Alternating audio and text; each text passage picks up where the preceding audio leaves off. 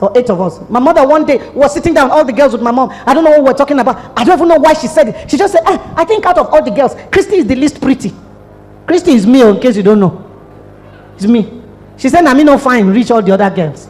Hey, another layer of nonsense settled on me, telling me I wasn't good enough. So, have you not gone to naming ceremony? And they will bring the child that they are naming. Child is not fine. But the mother will be saying, isn't she cute? Isn't he cute? What do you say? He's cute, oh. You cannot say, this thing I'm seeing is not cute. You agree he's cute. Hardly will a mother say her child doesn't look good. Well, my mom said I was the least pretty of her girls. And I felt like the ugliest human being in this world. This is how the enemy begins to put layers of weights that are not yours to carry. My mother doesn't think I'm beautiful, but the man that married me thinks I'm beautiful. Beauty is in the eye of the beholder. Why will my mother be the one defining me? I'd rather look at the one who say, oh, you are beautiful. In fact, when I was a teenager, any boy that came to ask me, will you be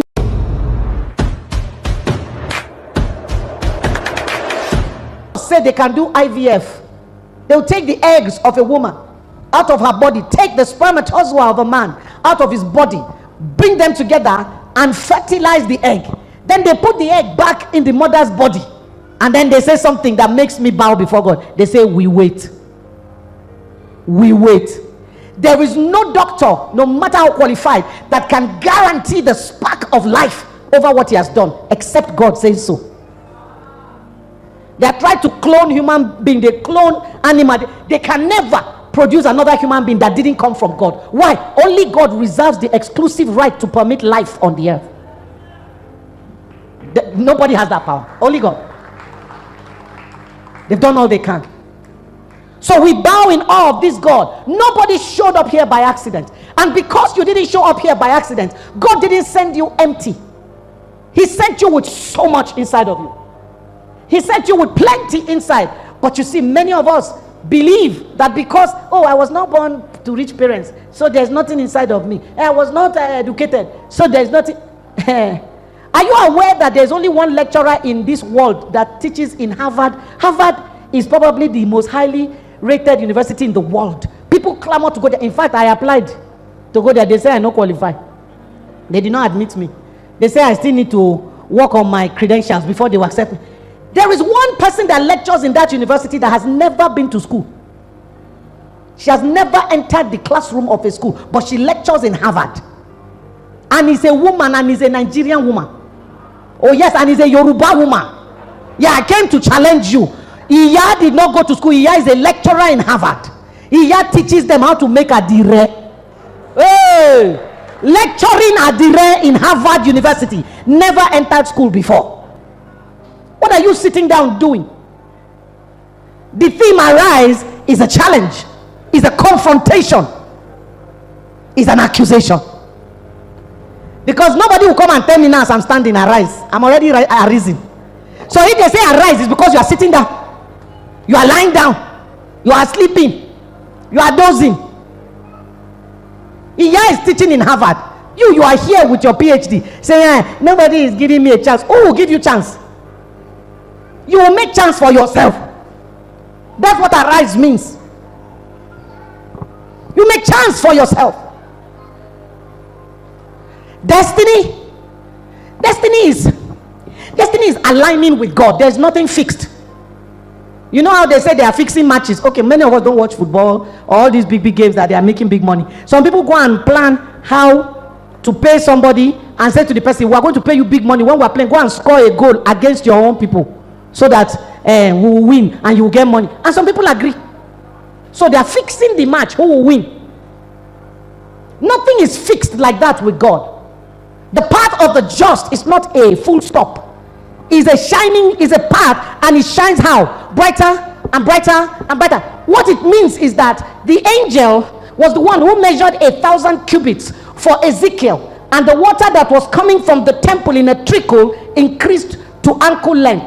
And as Ezekiel left his hand in the hand of the angel brought him through the 1,000 cubits and measured another 1,000. Every time Ezekiel cooperated with the angel, he went deeper. He became bigger experiences, bigger opportunity, bigger journey. Whose hand have you put your hand inside? Where is your hand? Who are you holding?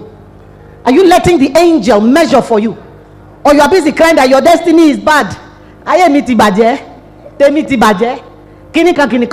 Who told you that there is a limit to how far you can go? Somebody lied to you. I come from the northern part of Nigeria, like Daddy was saying earlier. In the northern part of Nigeria, especially the far north, not the Yoruba side is a bit educated and more forward. But the north, gone, the Hausa speaking parts, plus the other small languages there. A woman is not really considered a person. We're considered property. You either belong to your father or to your husband. You don't have a voice, you don't have a right, you don't have opinions, they don't matter. My father's village is so small, if you are driving through it at 20 miles per hour, you finish it in 10 seconds flat. That's how small it is. It's where I come from. And all I saw around me were women being told they didn't matter, they didn't measure up, they didn't count. Even my father said, "Me akeyi de ya matter." What that means is, what does a man do with female children? Because my mother was giving birth to girls. I want you to notice something, that it is daughters that are holding up the father's houses now. Oh, pay attention. The stone that the builders rejected are becoming the chief cornerstones, because women are beginning to recognize the God factor in them. It's not gender based. The God in you is not gender based. God is referred to as father, then he's called the breasted one. Men don't have breasts like that. They have chest that has nipple. We have breast. So God can take on the role of father and mother at the same time. There is no gender with God. I kept hearing my father say that, kept hearing him say that, and something told me, you are defective as a female. You're not good enough. You don't count. So my shoulders were always down like this. The only time I caught my father's attention was whenever we finished exam and I brought my report card home. Somehow, I don't know how I used to pass exam, but I'll pass, and when he sees my result, he will carry me in his car. Special. That's the only time I entered the car, only me and him. Take me around to all his friends and be boasting, showing them the report card. That will only last 3 days. After that, go back to square one. May I carry the matter?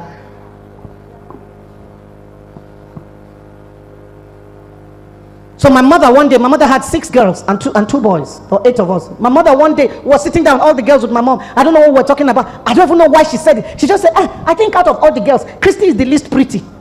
Christie is me, in case you don't know. It's me. She said, "I mean, no fine, reach all the other girls." Hey, another layer of nonsense settled on me, telling me I wasn't good enough. So, have you not gone to naming ceremony? And they will bring the child that they are naming. Child is not fine. But the mother will be saying, "Isn't she cute? Isn't he cute?" What do you say? He's cute, oh. You cannot say, "This thing I'm seeing is not cute." You agree he's cute. Hardly will a mother say her child doesn't look good. Well, my mom said I was the least pretty of her girls. And I felt like the ugliest human being in this world. This is how the enemy begins to put layers of weights that are not yours to carry. My mother doesn't think I'm beautiful, but the man that married me thinks I'm beautiful. Beauty is in the eye of the beholder. Why will my mother be the one defining me? I'd rather look at the one who say, "Oh, you are beautiful." In fact, when I was a teenager, any boy that came to ask me, "Will you be my girlfriend?" I'll ask him, "Are you blind?" Mama will bomb me, say, "I no fine. What do you they see?" You cannot allow a voice that does not carry God to be the one speaking over you. Women of destiny, there's destiny attached to you. And guess what? It is never too late with God. I don't care how far gone you are the one saying to yourself, "I'm already 70 years old. Let me ask you, do you know the person with the Guinness World Book of Records? I mean, World Guinness Book of Records. I don't even care how they are saying it. But Guinness record. Do you know the person with the one that has the record for graduating as the oldest medical doctor on earth? Do you know how old he was when he graduated as a doctor? Baba was 70 years old when he got up and said he's going to medical school. They say, "Baba, you did not go and look for a course that is 3 years so that 73 you'll be done. You're almost dead." He said, "Well, right now I have O-level certificate. If I go and I'm still alive in 6 years, I will either be a 76-year-old medical doctor or 76-year-old school certificate holder." Baba went to school and survived, graduated, and is practicing as a medical doctor. He's the oldest, 76 years. Who told you your cells are dead because you are 40? So I had 7 children. I had 6 and I was done. And just like that, I started bleeding one time. Bleeding. I didn't know what was happening. I ran to the doctor. He said, you have fibroid. This is fibroid. But it was during Christmas time, so there were not many doctors around. They had traveled. Then I went to another doctor. That one said, your cervix is inflamed. I'm querying cervical cancer. In one day. The person now said, go and do scan. So I went for scan. And the man that was doing the scan was taking so long. And I said to him, Oga, I've done scan before. Why are you taking so long? He said, your doctor said I should look for fibroid. I should look for cervical, whatever. There's nothing wrong with this cervix. There's nothing fibroid here. But I'm seeing a pregnancy sac. But it is malformed. Three diagnoses in one day. Say it's a malformed pregnancy sac. If I can see the pregnancy sac, I'm supposed to see the baby. But there's no baby inside. It's empty. I left that place. I was crying. I went home. I said to my husband, look at what they're telling me in one day. Immediately I said it. He said, we're having another baby. I said, look at you, are you not ashamed? See how old we are. What are we doing with another baby? We have 6 already. He said, if you agree, Seth, we'll do another one after this one. I was so angry. I was crying. He was laughing. He said, that's my retirement benefit. There's a baby in your womb. May God surround you with people who speak the right words. Who will not join you even when you are faithless. Who will speak faith. In the face, Bible says Abraham believed, he hoped against hope, believed against belief. So I went to the doctor the next day, another doctor now. He also did a scan. He said, Christy, they are correct though. This pregnancy sac is empty. Something is wrong. He said, let me flush you out because I don't want something to be mimicking pregnancy, but it is actually a cancer. Immediately he said, let me flush you out. I didn't want to have a baby. I was crying. I said, God, I don't need child. There are so many women that don't have. Go and give them. My house is already full of children. Immediately that man said, let me flush you out. I heard the Lord. He said, one word, no. You better tune your ear to the Holy Spirit. If you are a woman of destiny, one of the ways you arise is to sharpen your ear to hear the voice of the Spirit so you don't take decisions that will alter destinies. He said, no. So I said to the doctor, let's wait a little. He said, Christy, look at how you have been bleeding. I said, I've been bleeding like this for 6 weeks. It has not killed me. A few more days won't kill me. Now, the bleeding is not drops of blood, though. I'm talking huge blood clots falling out of my body. So we left. I got home that day. And that day, for me to arise, I needed to run to the Word of God. I took my Bible. One of the disadvantages of this Bible inside something, cannot open pages. I took my paper Bible. I was just opening the page. I said, God, what is going on?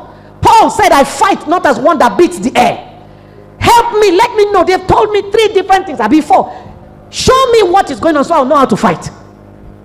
And I was opening my Bible. The thing fell open at Ecclesiastes. And I saw the verse. I've read it many times, but it never meant anything until that day. He said, how I formed the bones of a baby in a woman's womb, nobody knows. Hey, I knew I was pregnant. I said, okay, Lord, if you are the one that forms the bones, show them. Let them see it and stop telling me another story.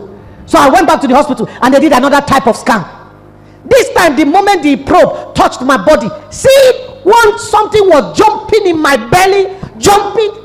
And the doctor said, I've been an ultrasound doctor for 20 years. I've never seen an embryo active like this at this stage. I said, you people wanted to flush her out yesterday. She's telling you I'm here. Oh, don't say you didn't see me. May God give you that kind of courage. When people are saying nay, you are saying yay. I have heard from the Lord, He's a yay. You can say all the nay you want. The doctor said, when you give birth to this child, I want to see this child. She stayed there as I was bleeding. So I want to speak to some of you who take in and then you see blood and you start saying, oh, the baby is gone. Baby is flesh, not blood. When you see that blood, decree, we shall not cast our young. This is blood, my baby is flesh. Blood, when you finish dropping, you will leave my baby where it's supposed to be. You need to learn. That's how to arise. A Christian that does not open their mouth to counter the enemy will lose every battle, no matter how much victory God has brought. If you will not open your mouth and speak, you will lose even the blessings that God has already dropped on your lap. Speak. That's how to arise. This baby sat in my womb. All kinds of problems happened, threatening that pregnancy. But alongside were incredible testimonies. So I can't tell you all of them because I don't have time. But it's that girl's pregnancy that allowed me to fly business class, first class for the first time in my life. Yes, so because Oga was looking for retirement benefit, so I was being pampered. But it was more than pampering. My left hip hooked. I couldn't walk. You now say, come and be going to the US because I don't want this leg to hook here. And then they will tell me you are paralyzed. He said, but you cannot travel economy like this. May God bring problem that will bring you good. He said, you cannot travel economy like this. You won't be able to stand up once you sit down. So you will travel first class so that you can lie down. Who don't like that kind of thing? I lay down very well, Jare, to America, Jare. And I cannot tell you all the testimonies. But when that child was born, I said to the Lord, why would you give me a child? I don't need this child. We have 6 already. So the boy that was last born for 7.5 years. And then this child came. He's 8 years older. I said, why did you give me a child? He said, because I gave you this child for a sign. I said, what sign, Lord? He said, you have a platform. I gave you opportunity to speak to people all over the world. He said, I want you to tell my daughters. He said, every time my daughters, I watch them, once they start getting close to 30, they start getting jittery, they start getting worried, and they go and marry anything in the name of husband. They will wait to hear me. They will wait for me to point out the man. They start saying, my biological clock is ticking. He said, I want you to tell my daughters that I'm not only the God of the 20s, I'm the God of the 30s, I'm the God of the 40s, I'm the God of the 50s, and if she dares believe me, I'm the God of the 60s. He said, that's why I gave you this baby. I had that baby when I was 40 years old. 40. So I took the baby. I said, well, Lord, you will show me what to do. When she was about 8 months old, I went to minister in Kafanchan, in Prophet Imakure's church. And as I was ministering, the Lord said to me, stop. I stopped. He said, call every woman who is over 40 believing God for a child to come. They came out. He said, I don't want you to pray. It is not your business. It's me and them. He said, just bring your baby. Tell them to touch the baby and go to their seat. So I said to God, say, make una come touch baby, go. That baby cried that day. She was so tired because some people were not touching. They were grabbing the baby. But let me tell you one testimony from that meeting. A woman who was 50 years old, had never been pregnant in her life all the years of her marriage. She took in that month, gave birth to a boy. She calls him Rev Christie's son. His name is a sentence, Rev Christie's son. But let me shock you. When that boy was 10, she was 60. She said, Rev Christie said that God said he's not only the God of the 20s or the 30s or the 40s, that if we dare believe him, he's also the God of the 60s. She said, I want another child. She gave birth to another boy at 60. So she has one boy at 50, one boy at 60.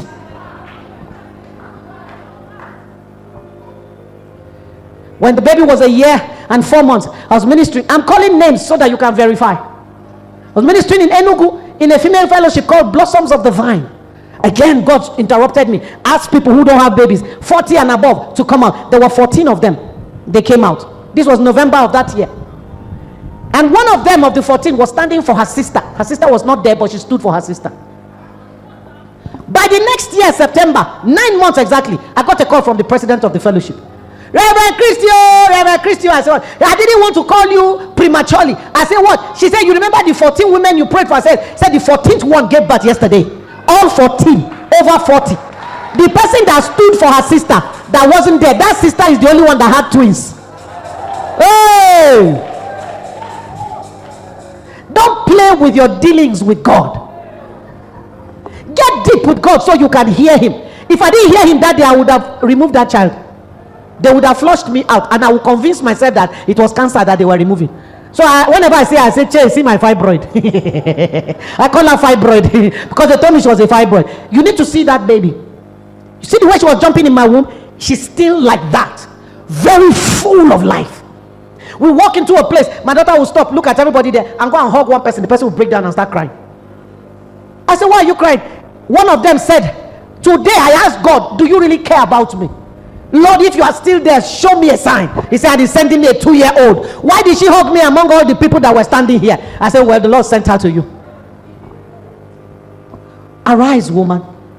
See, all the time you spend watching Nollywood, it's time you could spend honing your spiritual sensitivity.